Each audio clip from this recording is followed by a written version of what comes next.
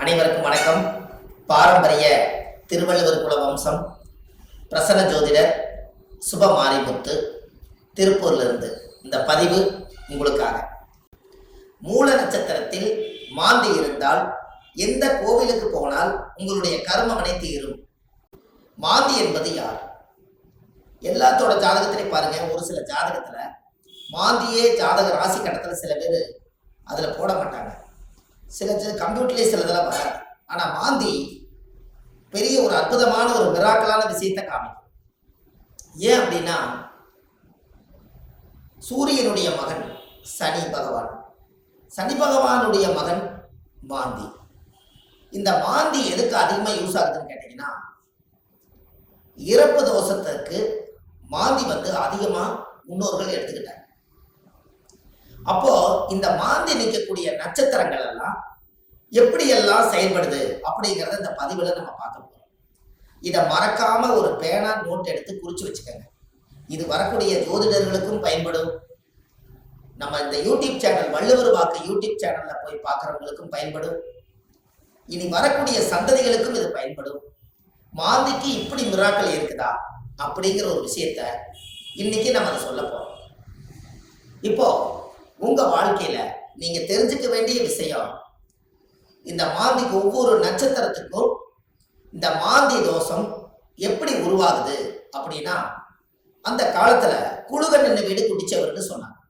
குழுகன் நின்ற வீடு குட்டிச்சவர் அப்படின்னா குழுகன் நின்ற வீடு குட்டிச்சவரா. அப்ப இந்த மாந்தி போய் எந்த ராசியில் இருக்குதோ, எந்த நட்சத்திரத்து மேல ஏறி உட்கார்ந்து இருக்குதோ, அந்த நட்சத்திரத்தினுடைய திசைகள் அவங்களுக்கு தோஷம் அடையுமா. அப்ப அந்த மாந்தி தோஷம் என்பது என்ன? இறப்பு சம்பந்தப்பட்டது. உங்களுக்கு ஒரு உதாரணத்துக்கு சொல்றேன். லக்னங்கிறதா உயிர். லக்னம் தான் உயிர்.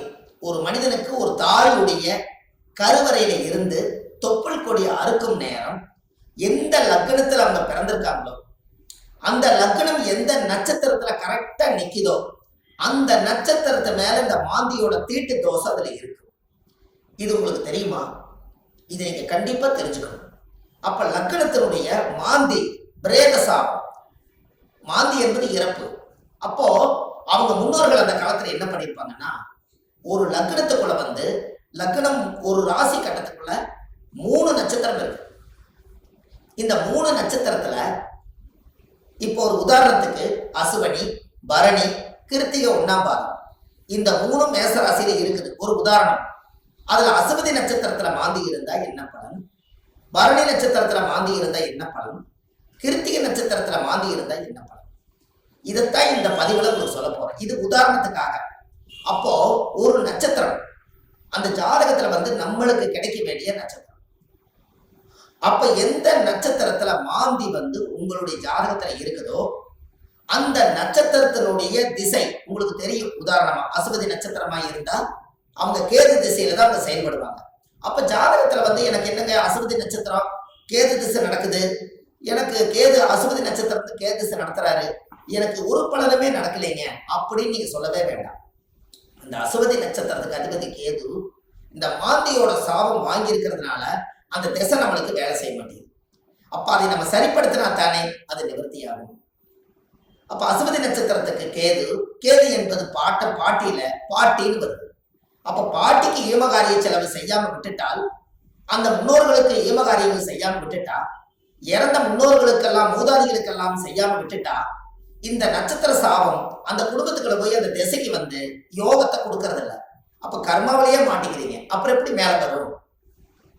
அப்ப இதெல்லாம் அந்த காலத்துல முன்னோர்கள் குளிகை நின்ற வீடு குடிச்சவர்னு எதுக்கு சொல்லி வச்சாங்கன்னா, ஒரு வீட்டுல ராசி கட்டத்துல குளிகை நின்ற வீடு குடிச்சவர் சொல்லி வைக்கல. அவங்க சொல்லி வச்சதே குளிகன் நின்ற நட்சத்திரம் அந்த வீடு குடிச்சவர்னு வச்சாங்க. அந்த நட்சத்திரத்தினுடைய திசைகள் யாருக்கு வந்தாலும் இந்த மாந்தியோட சாபம் அவங்கள துரத்திக்கிட்டே. ஒரு உதாரணம், லக்னத்து மேலேயே மாந்தி நிற்குது. ஒருத்தருக்கு லக்னத்து மேலேயே மாந்தி, லக்னம் என்ற நட்சத்திரம் எதுவோ அதுவே மாந்தி. அந்த மாந்தி சாபம் இருந்தா அவங்க என்ன ஒரு அனாதிபாடி எடுத்து அடக்கம் பண்ணுனா அவங்களுக்கு அந்த மாந்தி சாபம் நிவர்த்தி ஆகுங்கிறது ஒரு நூல். ஏன் அப்படின்னா, அந்த லக்கணத்துக்குள்ள மாந்தி பிறக்கும் போது ஒரு தாயுடைய கருவறையில இருந்து மாந்தி என்பது நிலையா இருக்கிறது, ஒரு ராசியில ரொம்ப நாள் இருக்கிறது. லக்னம் என்பது 2 மணி நேரத்துக்கு ஒரு லக்னம் நகர்ந்து வெளியில வந்துடும். கரெக்டா அந்த பிரசவமாகி இந்த லக்னம் போய் கரெக்டா மாந்தியோட நட்சத்திரத்துல போய் கரெக்டா அந்த லக்னம் உட்கார்ந்துட்டால் இந்த லக்னம் வந்து தீட்டாய் போயிடும். இதுதான் அதனுடைய பரம ரகசியம். நம்ம அவங்களுக்கு பாருங்க, அந்த லக்னம் போய் நின்ற நட்சத்திரத்துல போய் அந்த தீட்டு விழுந்துருச்சுன்னா முகமெல்லாம் மாறிடும். முகம் அவங்களோட தேஜஸ் இருக்காது, ஒரு இருளன்ற மாதிரி இருப்பாங்க. என்னமோ ஒரு தோஷம் அவங்கள தாக்கிட்டே இருக்கும். ஒரு செயல்பாடு சிறப்பா இருக்காது. எந்த ஒரு காரியம் எடுத்தாலும் தடை, வீட்டு காரியம் எடுத்தாலும் தடை, தொழில போய் ஜெயிக்கலாம்னா தடை, திருமண வாழ்க்கையில நிம்மதியா இருக்கலாம்னா திருமணத்துல திருப்தி இல்லை, குழந்தை பாக்கியம் பெற்றுக்கலாம்னா குழந்தைக்கு ஏதாவது ஒரு உச்சங்கள், பூர்வீகத்துல போய் வாழலாம்னா பூர்வீகத்துல முன்னோருடைய சாபம். இப்படி வந்து இந்த மாந்தியுடைய நட்சத்திர தோஷங்கள் உங்களுக்கு அதிகமான முறையில இது கர்மாவா செயல்படுது. அப்போ முன்னோர்கள் அந்த காலத்துல இதுக்கு எல்லாமே கோவில் வச்சிருக்காங்க பாருங்க. இதுதான் ஒரு ஹைலைட். இந்த ரகசியத்தை சொல்லாம விட்டுட்டா கடைசி வரைக்கும் உங்களுக்கு தெரியாமலே போய் ஒவ்வொருத்தருடைய ஜாதகத்திலையுமே எந்தெந்த நட்சத்திரத்துல மாந்தி இருக்குதோ அதற்குரிய கோவில்ல போய் சுவாமிக்கு தேங்காய் பழம் பூமாலை கல்கண்டு வாங்கி அர்ச்சனை பண்ணி சாமி கும்பிட்டு வந்துட்டால் உங்களுடைய அந்த நட்சத்திரத்தினுடைய மாந்தி சாபம் அன்றோடு அது நிவர்த்தியாது. அப்ப இது ஒரு பெரிய அற்புதம் அல்லவா? இப்ப நீங்க தெரிஞ்சுக்கணும். அப்ப அந்த கோவிலுடைய வரலாறு எங்க இருக்குது, அந்த கோவிலை நம்ம எப்படி கண்டுபிடிக்கிறது, இந்த கோயிலுக்கு போறதுக்கு வழிமுறைகள் என்ன, இது எல்லாமே நீங்க தெரிஞ்சுக்கிட்டா மட்டும்தான் அந்த வாழ்க்கை உங்களுக்கு கரெக்டா செய்யணும். அப்போ முன்னோர்கள் அந்த காலத்துல சூரியனுடைய மகன் சனி பகவான், சனி பகவானுடைய மகன் மாந்தி. அப்ப அப்பாவுடைய பேரன் தான் நம்மளுக்கு மாந்தி தோஷமா வர்றாரு. அப்ப அப்பாவுடைய சொத்து பிள்ளைக்குத்தானா, அப்பாவுடைய பாவம் பிள்ளைக்குத்தானே. அந்த கர்மாவில இருந்துதான் உங்களால வெளியில வர முடியல. அப்ப இது மூலியமா தான் உங்களுக்கு கர்மா செயல்படுது. பாருங்க, உங்களுக்கு தாத்தாவோட சொத்து அந்த காலத்துல பாத்தீங்கன்னா தாத்தாவோட சொத்தை கொண்டு போய் வாழ்ந்து முடிச்சுட்டு உயிர் எழுதும் போது பேரன் பேர்ல போய் எழுதுவார். அப்ப சூரியனுக்கும் சனி பகவானுக்கு தொடர்பு இல்லை, மாந்திக்கு தான் தொடர்பு வருது. அப்போ அந்த ஜாதகத்திலேயே அப்ப மாந்தி என்பது ஊழ்வனை கர்மா. மாந்தி என்பது முன்னோர்களுக்கு திதி கொடுக்காம விட்டுட்டீங்கன்னா அது நட்சத்திரத்தினுடைய மாந்தி போய் அந்த தோஷம் அடைஞ்சிடும். அந்த திசைகள்ல நம்மளுக்கு சரியான பிரச்சனைகள் வந்து எல்லா கோயிலுக்கும் போயிட்டு வந்துட்டேங்க, எல்லா பூஜையும் பண்ணிட்டு வந்துட்டேன், எல்லா பரிகாரங்களும் சொன்னதெல்லாம் செய்திருக்கேன். ஆனா ஏன் எனக்கு வந்து ஒவ்வொரு நாளும் பலாபலம் மாறி வருது, எனக்கு எதுவுமே நடக்கலையே, இப்படி ஒரு கேள்வி பிறக்குது. அப்ப அந்த ஜாதகத்தை வாங்கி பார்த்தா நீங்க என்ன நட்சத்திரத்துல திசை நடக்குதுன்னு கேட்டா எனக்கு ஒரு நட்சத்திரம் அஸ்வினியில திசை நடக்குது, எனக்கு கேது திசை நடக்குதுங்க. கேது அது மாந்தியோட நட்சத்திரம், அஸ்வினியில இருந்து நிற்குது. அப்போ இப்படித்தான் ஒவ்வொருத்தருடைய நட்சத்திரத்தையும் இந்த மாந்தி லாக் பண்ணி வச்சிருக்கு. இதை தெரிஞ்சுக்கிட்டாலே உங்க வாழ்க்கை ரொம்ப சிறப்பா இருக்குமே. அப்ப இந்த மாந்திங்கிற ஒரு கர்மா கேரளாவில எல்லாம் பாத்தீங்கன்னா குளிகனை வச்சுதான் ஜாதகமே கணிப்பாங்க. அவங்களுக்கு கர்ம வினையை கண்டுபிடிக்கிறதே குளிகனை வச்சுதான். அதனாலதான் குளிகன் இந்த வீடு குட்டிச்சவர்னு அந்த காலத்துல சொன்னது. கேரளாவில் பிரசன்னம் பார்த்தாங்கன்னா குளிகை தோஷம் இருக்குதுங்கிறத அவங்க அதை தெளிவா சொல்லுவாங்க. அப்ப அதை சொல்லி முதல் முன்னோர்களுடைய கர்மாவை நிவர்த்தி செய்துட்டா நீங்க இந்த பூமியில பிறக்கும் போது கொண்டு வந்த யோகம் வேலை செய்யுங்கிறது ஒரு நூல் உண்டு. அது அந்த காலத்துல இருந்தே இருக்கு. நாம நல்லா யோசிச்சு பாருங்க, நம்ம போன ஜென்மத்துல செய்த பாவங்கள் இந்த ஜென்மத்துல கிரக அமைப்போட இருந்து நான் ஏதாவது ஒரு கஷ்டமா தான் நம்ம என்ன சொல்றோம், போன ஜென்மத்துல நான் என்ன பாவம் செஞ்சேன்னு எனக்கு தெரியலீங்க, ஆனா இந்த ஜென்மத்துல நான் ரொம்ப கஷ்டப்பட்டு போயிட்டேன், ஒரு காலம் கெட்டால் ஒரு காலம் நான் நல்லா இருக்கணும், நான் சம்பாதிச்சதுலயும் நிம்மதி இல்லை, வாழ்க்கையிலேயே எனக்கு நிம்மதி இல்லை, குழந்தை பெற்று பார்த்தா அது நிம்மதி இல்லை, கணவன் மனைவியோட வாழ்ந்து பார்த்தா அதுலயே நிம்மதி இல்லை, எனக்கு இந்த ஜாதகத்துல ஏன் தான் நான் அந்த பிறப்பு வாங்கி வந்தேன்னு எனக்கும் தெரியல, அப்ப நான் எப்பதான் நான் நல்லா இருப்பேன் அப்படின்னு ஒரு கேள்வி பிறக்குது. அப்ப இந்த இடத்துல என்னன்னு கேட்டா சூரியன் ஒரு ஜாதகத்துல உச்சமா இருக்காரு, நீங்க ஜம்முன்னு இருப்பீங்க, சனி உச்சமாக்குறாரு ஜம்முன்னு இருப்பீங்க, இதெல்லாம் ரைட்டு. ஆனால் இந்த கர்ம வினைங்கிறது ஒண்ணு என்னன்னா தாயுடைய கருவறையில இருந்து தொப்புள் கொடி அறுக்கும் போதே இந்த பிரபஞ்சம் கொடுக்கக்கூடிய அந்த கர்மா தோஷம் தான் அந்த லக்ன தோஷமோ இந்த நட்சத்திரத்தினுடைய மாந்தி தோஷம். அப்போ ஒவ்வொரு நட்சத்திரக்காரர்களுக்கும் மாந்தி எந்த நட்சத்திரத்துல இருக்குதோ அதுக்குரிய கோயிலுக்கு போயிட்டு வந்தீங்கன்னா கண்டிப்பா உங்க லைஃப்ல ஒரு மாற்றம் ஏற்படும். அதுக்கப்புறம் உங்களோட தொழில் விருத்தியாகும், குடும்ப விருத்தியாகும், மனை விருத்தியாகும், மாங்கல்ய விருத்தியாகும், ஆயுள் ஆரோக்கிய ஐஸ்வர்யம் விருத்தியாகும், புத்திர பாக்கியம் விருத்தியாகும், செய்யும் தொழிலில் லாபம் கிடைக்கும், மன நிம்மதி சந்தோஷம் உங்களுக்குள்ள இருக்கும், பட்ட கடன் அடைச்சிருவீங்க, தீராத துன்பத்திலிருந்து வெளியே வந்துருவீங்க, வெளிநாட்டு பயணம் போக வேண்டிய தடைகளுக்கு போயிட்டு வந்துருவீங்க, திருமணமே ஒரு வாழ்க்கை அமைஞ்சு எனக்கு சரியில்லை, மறுவாழ்வு தான் எனக்கு வேண்டி நினைச்சிட்டு இருக்கிறவங்களுக்கு மறுவாழ்வு, குடும்பத்துக்குள்ள தீராத நோய்கள், மருந்து இல்லாத நோய்க்கு மருந்து, எல்லாமே உங்களுக்கு கிடைக்கும். அதுக்கு நீங்க என்ன பண்ணணும், உங்க ஜாதகத்தை நீங்க நல்லா எடுங்க. ஜாதகத்தை எடுத்து உங்க ஜாதகத்துல மாந்தி சாரமாகாத கிரகம் சோரம் போய் விடுமா, மாந்தி எந்த நட்சத்திரத்துல இருக்குதோ அந்த நட்சத்திரம் எதுன்னு பாருங்க.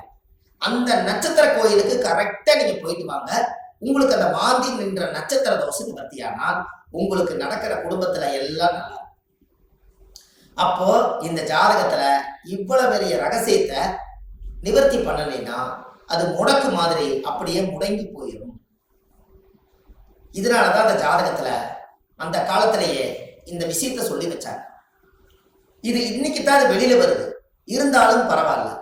இதுக்கு மேலே அது வெளியில வரலைன்னா கடைசி வரைக்கும் இந்த ரகசியம் தெரியாமலே. இப்ப ஜாதகத்துல நீங்க கண்டிப்பா தெரிஞ்சுக்க வேண்டிய விஷயம் இருக்குதா இல்லையா? உங்க முன்னோர்களுடைய கர்மாவை தான் நீங்க சுமந்துட்டு இருக்கிறீங்க. அதை இறக்கி வச்சுட்டாலே உங்க ஜாதகத்தில் இருக்கிற யோகம் கட்டாயம் வேலை செய்யும் அல்லவா? ஒவ்வொருத்தரும் மனசுக்குள்ள நம்ம எதோ சம்மந்தம் இல்லாத உள்ளத்துக்குள்ள எதையாவது ஒரு மனசுக்குள்ள போட்டு பெரட்டிட்டே இருக்கிறோம். என்னைக்குத்தான் நம்ம இந்த மனசுல இருந்து ரிலீஸ் ஆயிடுவோம் அப்படிங்கிற உள்ளம் ஒவ்வொரு நாளும் துடிக்குது. அதுக்கு எங்க தப்பு நடக்குதுன்னு நமக்கு தெரியணும் அல்லவா? திசை அடிப்படையில பார்த்தா எனக்கு திசை நல்லா இருக்குதுன்னு சொல்றாங்க, ஆனா மனசு சரியில்லை. நட்சத்திர அடிப்படையில பார்த்தா எனக்கு இந்த நட்சத்திரங்க, ஆனா இந்த வரைக்கும் நான் நல்லா வாழல. லக்கணம் நல்ல லக்கணத்துல தான் பிறந்திருக்குன்னு சொல்றாங்க, ஆனா லக்கண பிறப்புல நான் நல்லா வாழல. 9 கிரகங்களும் சரியான இடத்துல அமைஞ்சிருக்குதுன்னு சொல்லியிருக்காங்க, ஆனா இது வரைக்கும் எனக்கு 9 கிரகத்தினுடைய சூட்சமத்தினால நான் திருப்தி அடையல. அப்ப நானே கையூனி கரணம் பாஞ்சு வாழ்க்கையில வெளியே சொல்லாம ஒரு கௌரவத்துக்காக வாழ்ந்துட்டு இருக்கிறேன். நான் என்னைக்குத்தான் உண்மையா வாழுவேன்? இப்படிங்கிற கேள்வி ஜோதிடம் பார்க்க ஒவ்வொருத்தர்களுடைய உள்ளத்திலே துடிக்குது. அப்ப இந்த வாழ்க்கைக்கெல்லாம் மாந்தி தான் பிரதான தோஷம், அதுதான் ஊழ்வினை தோஷம், அதுதான் கர்மவினை தோஷம். முடக்கு தோஷத்துக்கு அப்பாற்பட்டு 100 விதமான தோஷத்துக்கு ஒரே தோஷம் மாந்தி தோஷம். இந்த இறப்புக்கு மட்டும் ஒரு பெரிய தோஷம் என்னன்னா மாந்தி தான் இறப்பு. உங்களுக்கு ஒண்ணு தெரியுமா? குளிகை காலத்துல சொல்லுவாங்க, ஒரு குளிகை காலத்துல ஒரு விஷயத்த செஞ்சா திரும்ப திரும்ப செஞ்சுக்கிட்டே இருப்பாங்கம்பாங்க. அப்ப நல்லது செஞ்சாலும் திரும்ப திரும்ப வரும், கெடுதல் செஞ்சாலும் திரும்ப திரும்ப வருமா? அப்ப குளிகை நேரத்துலதான் எதை செய்யணும்னு அந்த காலத்துல முன்னோர்கள் அதை யோகிச்சு வச்சிருக்காங்கல்ல. இது எல்லாம் தான் உலகத்துல இருக்கு. நீங்க போங்க, வள்ளுவர் வாக்குன்னு யூடியூப் சேனல்ல போனீங்கன்னா இது போல ஆயிரக்கணக்கான பரிகாரத்தை நிறைய கொடுத்துருக்கேன். கண்டிப்பா இதெல்லாம் நீங்க தெரிஞ்சுக்கணும். ஏன்னா அந்த மாந்தியோட சாபத்தை தீர்த்துட்டாலே உங்க வாழ்க்கையில ஒரு அஸ்வமேத யாகம் நடத்துறதுக்கு சமம் கொடுக்கும். எப்படி ஒரு பிரமாதமான ஒரு பிறப்புன்னு பாருங்க. அப்ப இந்த கண்டிப்பா உங்களுக்கு இதுக்கு ஒரு தீர்வு வேணும் அல்லவா? அதுக்கு நீங்க முதல் இந்த கோவிலை கண்டுபிடிக்கிறதுக்கு முன்னாடி முதல் நீங்க வீடு வாசல்லாம் வலிச்சு சுத்தப்படுத்திட்டு, இந்த மாந்திக்கு ஏதாவது ஒரு அனாதையா இறந்து போயிருந்தாலோ இல்ல ஒரு இறப்புக்கு நீங்க போனாலோ, எங்களோட வாழ்க்கையில மாந்தி தோஷம் பிரேத தோஷம். யாருடைய நட்சத்திரத்துல மாந்தி இருக்கு அந்த நட்சத்திரத்துக்கு பிரேத தோஷம். அதனால இறந்தவங்களுக்கு ஏதாவது ஒரு ரோஜா பூ மாலை வாங்கி கொண்டு போய் மாலை போட்டுவாங்க. அப்படி இல்லைன்னா ஒரு வில்வ மாலை வாங்கி கொண்டு போய் போட்டுவாங்க. அதை போட்டுட்டு வீட்டுல மஞ்சள் தண்ணி கல்லுப்பு போட்டு வீடு வாசல்லாம் வலிச்சு நீங்க சுத்தப்படுத்தி உங்க குலதெய்வம் கோயில போய் 11 ரூபாய் காணிக்க, வெத்தலைப்பாக்கு, எலுமிச்சம்பழம் இதை கொண்டு போய் சாமியோட பாதத்துல வச்சு கும்பிட்டுட்டு இந்த மாந்திக்கு உண்டான கோவிலுக்கு நீங்க போயிட்டு வரணும். மூல நட்சத்திரத்தில் மாந்தி இருந்தால் மதுரையில் முக்குருணி விநாயகர் உள்ளது. அந்த கோவிலுக்கு சென்று அருகம்பில் மாலை வைத்து சுவாமிக்கு தேங்காய் பழம், பூமாலை, கல்கண்டு வாங்கி அர்ச்சனை செய்து வந்தால், முக்குருணி விநாயகரை கும்பிட்டால் அன்றோடு உங்களுக்கு இருக்கக்கூடிய சகல தோஷம் நீங்கி வாழ்க்கை வளமாகும். அப்ப அந்த கோவிலுக்கு நீங்க போறதுக்கு முன்னாடி இந்த வீடு வாசல்லாம் வலிச்சு நீங்க சுத்தப்படுத்தி, குழந்தை பிறந்த வீடு, வயசுக்கு வந்த வீடு, இறந்த வீடு, இந்த வீட்டுகளுக்கெல்லாம் நீங்க போகாம இந்த பிரேதத்துக்கு நீங்க மாலை போட்டுட்டு 3வது நாள்ல இருந்து ஒரு 3 நாளைக்காவது வீடு வாசல்லாம் வலிச்சு சுத்தப்படுத்தி நான்வெஜ் எதுவுமே யூஸ் பண்ணாம நீங்க பரிசுத்தமா நீங்க இருக்கணும். இருந்துதான் நீங்க அந்த கர்மவினை தீர்க்கக்கூடிய கோயிலுக்கு நீங்க போயிட்டு வர முடியும். நல்லா புரிஞ்சுக்கங்க. இதுல குலதெய்வம் எனக்கு தெரியலீங்கன்னு சொன்னால் உபாசன தெய்வம், நீங்க என்ன இஷ்ட தெய்வத்தை இப்ப வணங்கிட்டு இருக்கிறீங்களோ அந்த தெய்வத்தோட பாதத்துல வெத்தலை வாக்கு, எலுமிச்சம்பழம், பூ, பழம், கனி வச்சு சாமி கும்பிடுங்க. ஒருவேளை எனக்கு உபாசன தெய்வம் தெரியலனா விநாயகர் கோயிலை வச்சு சாமி கும்பிடுங்க. வினையை தீர்க்கக்கூடியவர் விநாயகர். அப்படி ஒருவேளை எனக்கு விநாயகர் கோயிலும் முடியலைன்னா முருகன் கோயில்ல திருச்செந்தூர் முருகனை நினைச்சுக்கலாம், ஆறுபட வீட்டுல எந்த படம் வேணாலும் நீங்க எடுத்துக்கலாம். இப்படி ஏதாவது ஒரு தெய்வாலயத்துல வெத்தலை பாக்கு, 11 ரூபாய் காணிக்க, எலுமிச்சம்பழம் இதை வச்சு நான் இந்த கர்ம வினையை தீர்த்துட்டு வர்றேன், அதை தீர்த்துட்டு வந்ததுக்கு அப்புறம் என்னுடைய வாழ்வாதாரம் நல்லா இருக்குன்னு சொல்லி நீங்க அந்த ஒரு மூல மந்திரத்தை நீங்க ஒரு கோயில்ல போய் சொல்லணும். என்னன்னு சொல்லணும்? முற்பிறவியில செய்த பாவங்கள் என்னோட கர்மாவெல்லாம் தீரணும்னு சொல்லி கோயில்ல நீங்க விளக்கு போட்டு ஒரு 21 முறையாவது அந்த கோயில் முன்னாடி போய் சாமி கிட்ட சொல்லணும். என்னன்னு? முற்பிறவியில செய்த பாவங்கள் எப்பிறவிக்கும் தொடராமல் இருக்க, இப்பிறவியிலேயே என்னுடைய தந்தை வழியில வந்த கர்ம வினைகளும் தாய் வழியில வந்த கர்ம வினைகளும் என்னுடைய இந்த பூர்வ ஜென்மத்துல நான் இந்த பூமியில கொண்டு வந்த கர்ம வினைகளும் இன்றோடு நிவர்த்தி ஆகட்டுன்னு சொல்லி உங்க ஜாதகத்துல இந்த கர்மா தோஷத்தை நீங்க சுத்தப்படுத்தியாச்சுன்னா அன்னையோட உங்க வாழ்க்கை ரொம்ப சிறப்பா இருக்கும். இதை சொல்லி விளக்கு போட்டு சாமி கும்பிட்டு தேங்காய் பழம், பூமாலை, கல்கண்டு வாங்கி அர்ச்சனை பண்ணி சாமி கும்பிட்டு வாங்க. அன்னையோட அது நிவர்த்தி ஆகும். அந்த கோவில் என்னங்கிறது தான் இப்போ உங்களுக்கு சொல்ல போறேன். ஏன்னா இந்த கோயில் நம்ம எப்ப சொல்லணுங்கிற ஒரு விதி இருக்குது. இந்த அர்த்தங்கள் எல்லாம் புரியாம நீங்க கோயிலுக்கு தெரிஞ்சிட்டாலோ கோயிலுக்கு போனாலோ விவரம் பத்தாது. அதனால நீங்க இதை செஞ்சீங்கன்னா உங்க வாழ்க்கை ரொம்ப பிரமாதமா இருக்கும் என்று சொல்லி இந்த ஒவ்வொருத்தரோட வாழ்க்கையிலையுமே இந்த மாந்தி தோஷம் நம்மளை ரொம்ப கடுமையான பாதிப்புல கொண்டு போய் எல்லா மக்களையும் உட்கார வச்சதுனால இந்த மாந்தியிலிருந்து நீங்க விடுதலை ஆயிட்டால் உங்களுக்கு சுதந்திரம் கிடைச்சாச்சு. உங்க ஜாதகத்தினுடைய பிடியிலிருந்து, தோஷத்தினுடைய பிடியிலிருந்து, உங்க வாழ்வாதாரத்தினுடைய பிடியிலிருந்து நீங்க மிகப்பெரிய பிரம்மாண்டமான ஒரு ஆரோக்கியமான வாழ்க்கை வாழுவீங்க. இந்த மாந்தி சாபத்தை நிவர்த்தி பண்ணிட்டு வாங்க. உங்க வாழ்க்கை எப்படி இருக்குதுன்னு மட்டும் பாருங்க. வள்ளுவர் வாக்குன்னு யூடியூப் சேனல்ல போயிட்டு இருக்குது. ஆன்லைன்லயே நம்ம ஜாதகம் பார்க்கறோம். Date of birth, time, place நீங்க கொடுத்தா போதும், ஜாதகத்தை கணிச்சு போன்லயே உங்களுக்கு சொல்லிடுறோம். இதுல உங்கள் ஜாதகத்துல கீழே போயிட்டு இருக்கிற நம்பருக்கு நீங்க ஒரு முன்பதிவு செய்து வச்சுக்கோங்க. இந்த மாதிரி 1000 பரிகாரங்கள் உங்களுக்கு எளிமையா கொடுத்துருக்கறனால இதை நீங்க ஒரு சப்ஸ்கிரைப் பண்ணுங்க. டெய்லி போடக்கூடிய வீடியோ உங்களுக்கு வந்துடும். அப்ப இந்த ஒரு சூட்சமத்தை இன்னைக்கு இந்த மாந்தி தோஷத்தை நிவர்த்தி பண்றதுக்கு கட்டாயமா உங்களோட வாழ்க்கையில ஒரு மிகப்பெரிய ஒரு மாற்றத்தை நீங்க ஏற்படுத்த போகுது. அப்ப என்னென்ன நட்சத்திரத்துல மாந்தி இருந்தால் இந்த கர்மதோஷ நீங்கிறத 27 நட்சத்திரத்துக்காரர்களுக்கும் இந்த வீடியோவை நான் உங்களுக்கு பதிவா கொடுக்குறேன். ஒவ்வொரு நட்சத்திரக்கார 27 நட்சத்திரத்துல யாராரு இந்த உலகத்துல எந்தெந்த நட்சத்திரத்துல நீங்க பிறந்திருக்கீங்களோ அந்தந்த நட்சத்திரத்துல போய் அதுக்குரிய கோயிலுக்கு போய் வழிபாடு பண்ணிட்டு வாங்க. கண்டிப்பா உங்க வாழ்க்கை நல்லா இருக்கும். அதுக்காக இந்த பதிவை கொடுக்குறேன். பாரம்பரிய திருவள்ளுவர் குல வம்சம், பிரசன்ன ஜோதிடர் சுப மாரிமுத்து, திருப்பூர்ல இருந்து. நன்றி, வணக்கம்.